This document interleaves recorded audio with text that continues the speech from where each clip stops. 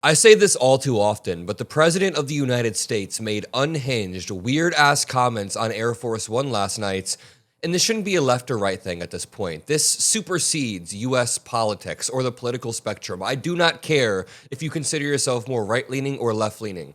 The way the President of the United States speaks on a daily basis about Rob Reiner, for example, the slain director who Trump then tweeted about like 12 hours after Rob Reiner and his wife were killed and said he died of Trump derangement syndrome. The way he's talked about half of the Democratic governors in this country as if they need to be arrested ASAP without any sort of investigation or indictment just because his instinct says they need to be arrested. I don't care where you fall in the political spectrum. The way he speaks should not be accepted from an American president. Case in point, let me show you the first clip before we move on to his weird comments about Karoline Leavitt. In this clip, he's talking about Greenland.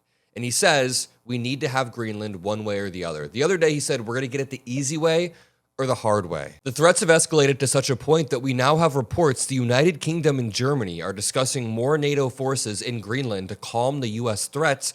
And the weird paradoxical part is we already have US forces in Greenland. We have like joint military bases. We are allies with Greenland because they are a NATO partner. We can call them up whenever, ask them for whatever we want. We can increase our forces to deter China and Russia. And Trump's entire reasoning is that he thinks Russia and China are circling Greenland and trying to grab it. But UK and Germany, they're not mobilizing forces to deter China and Russia. They're mobilizing forces to deter this man right here. Taking your threat seriously is one area taking your threat, the New York Post. New York Post treats me semi-fairly. So go ahead. Oh, he's such a petulant child. Before the question is even asked, he goes, who are you with? She goes, New York Post. And he thinks, he's like, oh, the New York Post treats me semi-fairly. What a petulant child. This is supposed to be the President of the United States. One group taking your threats very seriously is Greenland. Are you still thinking of military action there, or is anything they can... Where? Military? Greenland. Greenland. Is there anything they can offer you for a deal? If we don't take Greenland, Russia or China will. And I'm not letting that happen. If we don't take Greenland, Russia or China will take Greenland. And I am not going to let that happen. That's not even how it works. Even if you say it twice, that's not how it works. Russia and China cannot take Greenland because Greenland is a NATO ally. If you want to be smart and have a long-term vision, what you would do is you would uphold the NATO alliance. You would strengthen it, bolster it in Greenland. You would put US troops there, not as an invading force, but as an ally who can help deter Russia and China. Then there's no way Russia and China are going to go to Greenland if we have US forces as an ally, if we have our joint military base staffed and training at all times. If you want to increase security in Greenland, no one would argue against that, man. Nobody would argue against that. But the idea that we need to quote unquote take Greenland or annex Greenland or turn it into the United States territory is absurd and actually weakens the NATO alliance that would therefore deter Russia and China. The way Donald Trump is speaking about Greenland only emboldens the Russia and Chinese aggression of other territories. He doesn't realize it. Any deal they can offer you, either like... Yeah, sure, I'd love to make a deal with them. It's easier. But one way or the other, we're going to have Greenland. Are you okay if that... One way or the other, we are going to have Greenland. It gets even worse. Again, the UK is mobilizing to Greenland so they can protect it. Then Donald Trump says, we're talking about acquiring Greenland. It's acquiring Greenland. We don't want to lease it. We want to acquire it. By the way, if you appreciate the videos we post on the Adam Mockler channel, make sure you drop a like and subscribe below. It's the best way to battle this right-wing media ecosystem. We're building a bigger, better ecosystem based on the truth. So subscribe below and check out this clip. That's a war that should have never happened with Ukraine.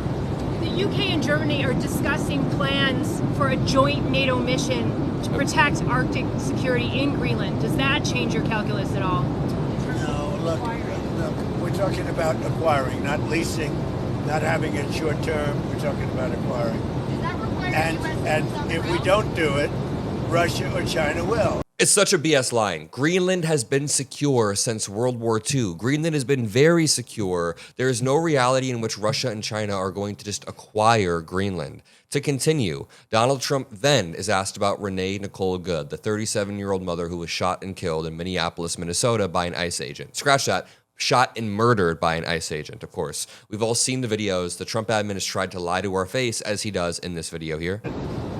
At a very minimum, that woman was very, very disrespectful to law enforcement.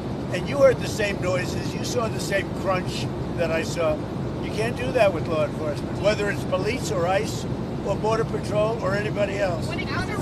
So he's claiming there was a crunch because the officer was ran over. We all saw the video. That did not happen. He also says that woman was, quote, very, very disrespectful. Renee Nicole Good was seen on video saying, "I'm not mad at you, bro." You must have seen the video. She goes, "I'm not mad at you, bro." And then the cop shoots her and says, "Effing bitch." He goes, "Fucking bitch," under his breath, which is just an insane thing coming from a supposedly trained ICE agent, clearly not trained. But even for a second, even if I were to concede what Trump says, let's just play there. He says the woman was very, very disrespectful to law enforcement. Do you think a trained law enforcement officer is using proportionate force by shooting someone in the head 3 times for being, quote unquote, disrespectful? I'm sorry, but police officers, ICE agents, anybody in a uniform is supposed to uphold a standard where you don't just get angry and aggressive because someone's disrespectful to you. But again, Renee Nicole Good wasn't even disrespectful. He then gets asked if this use of force was necessary. Why are we asking Donald Trump about this? Do you think Trump even knows what the use of force continuum is? Do you think Donald Trump knows the legal parameters of self-defense? I doubt it. Our law enforcement. Sir, do you believe that deadly force was necessary after watching all the footage a few days have passed? What's your assessment there? It was highly disrespectful of law enforcement. The woman and her friend were highly disrespectful of law enforcement. You saw that. They were harassing them, were following for days and for hours. For days? Renee Nicole Good was on the site for like 3.5 minutes. And I think, frankly, they're professional agitators. But just disrespect. And I'd like to find out, and we are going to find out who's paying for it. But just Our president is a QAnon conspiracist. Be in a position where they have to put up with this stuff. What that woman and what her friend and what their other friends were doing to law enforcement, not just ICE, law enforcement is outrageous. Now I want to show you Donald Trump's absolutely insane comments about Karoline Leavitt on Air Force One. This clip is going incredibly viral of Donald Trump saying he needs something to grab onto, and it's not going to be Karoline, which is the last thing you want to hear as a young woman around Trump, that he needs to grab onto something. This is a man who has said on camera he grabs women by the pussy. He was asked 5 years later if he said that, and he said, yeah, I mean, stars historically can do that. 20 years ago, he bought beauty pageants. 15 years ago, the young girls in these beauty pageants said he was walking in on them while changing. The reason I'm laying all of this out is because this is a creepy man, creepy old man who abuses power dynamics. Even last month, a month ago almost exactly, on December 9th, he said Karoline Leavitt has a beautiful face and lips that don't stop, like a machine gun, ba ba ba. You know, when she goes on television, Fox, they dominate. They dominate when she gets up there with that beautiful face and those lips that don't stop, up, like a little machine gun. He really, really likes to keep young blonde women around him. That's just an observation. When will you meet with Machado this week? Looking for something to grab here because it's going to get rough, and I don't seem to be in a. I think you did this to me. You put me in a position where there's absolutely nothing to grab. Mr. President. So I'm looking for something to grab, and it's not going to be Karoline. Have any oil companies made commitments to you, sir? Have any oil companies made commitments to the United States? Weird ass comments coming from the president of the United States. But you know what the truly offensive part is? You know, Trump can make jokes about Karoline Leavitt all he wants. I don't give a shit. But then he gets asked, if the Affordable Care Act subsidy extensions pass the Senate and millions of Americans are about to get health care again, would you veto it? Because on January 1st or December 31st at midnight, the Affordable Care Act subsidies expired, meaning millions, tens of millions of Americans saw their health care premiums shoot up 120%, some 200%, some 300%. Some people's healthcare premiums now cost more than their mortgage every single month. Not even joking. There are just a lot of horror stories online.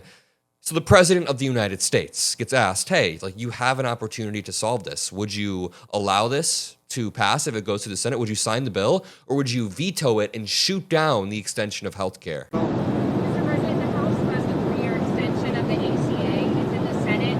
If it passed the Senate, would you veto it or allow it to? I might, yeah, I might. Is this guy trying to get blown out in the midterms? This is an opportunity for you to at least help Americans with affordability for once and you're going to veto it, fine. I mean, the midterms will be an absolute blowout if he continues to operate only talking about foreign policy and invading Greenland and, deriding the memories of 37-year-old mothers without actually focusing on any on-the-ground affordability policy. I love you all. I'll see you in the next video.